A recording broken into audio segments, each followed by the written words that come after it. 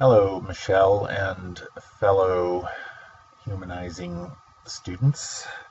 I want to comment on the class that we just took and how it's going to affect my teaching in the course that I'm teaching right now and hopefully courses for the future. What do I see are some of the things that I'd like to do.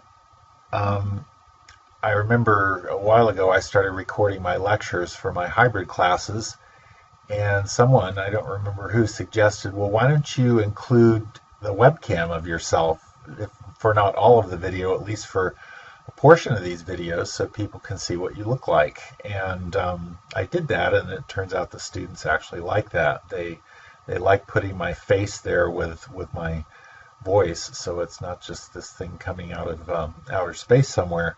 Even though I felt like that was effective, I still noticed as my class was going along, I felt like I was still disconnected from the class and the class was disconnected from each other. So I went and talked to Jill Leafstead and I said, well, what can I do? And one of her suggestions was the use of VoiceThread, which I had never heard of before. Some students did some assignments using VoiceThread, and I really liked it because it did appear to me that the students could at least get to know each other a little bit better, as well as interact with me. So what about this course? Well, there are a lot of things in this course that there were some things that I knew and they just reinforced what I already felt to be true, particularly the whole idea of having a presence, myself as a presence, and the students having a social presence with each other. I just didn't really know how to do it very well, and I think there were a lot of tips in this class on how to accomplish those things. One of the things that I adopted that I really liked from Michelle's website was the idea of an introduction video, just a very short video kind of giving a very broad overview of the course that of course features you, the instructor, delivering that introduction. And I separated that from my organizational video, which is a much more detailed video, which looks at in particular, the syllabus and the schedules and things like that. She also suggested having little video introductions to each module or each segment. And in my case, my course is organized around chapters in the book that I'm using.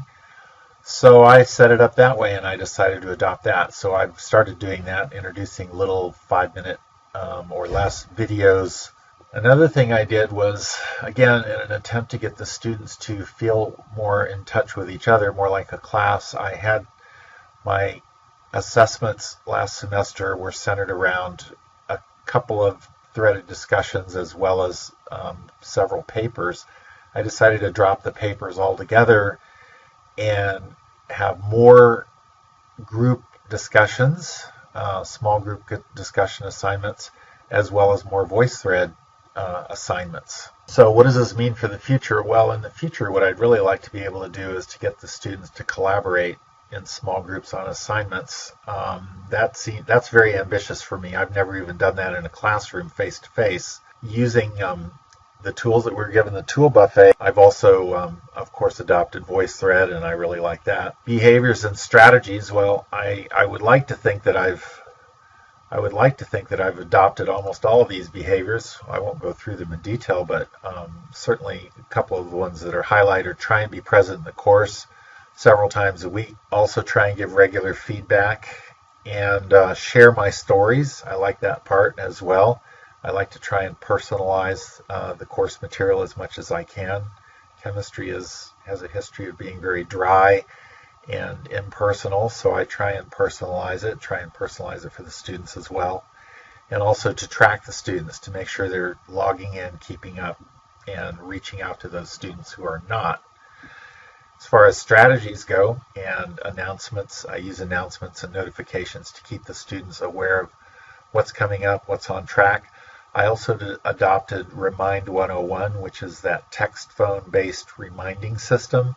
The other thing that I really like, I haven't tried it yet, but I'm going to try it because it looks very intriguing, is SpeakPipe, which is a way for students to leave questions or comments via voicemail. And again, I want to thank Michelle for an excellent course, and I'd like to say what a pleasure it was for me to get to know you all, and hopefully I'll see you around the campus.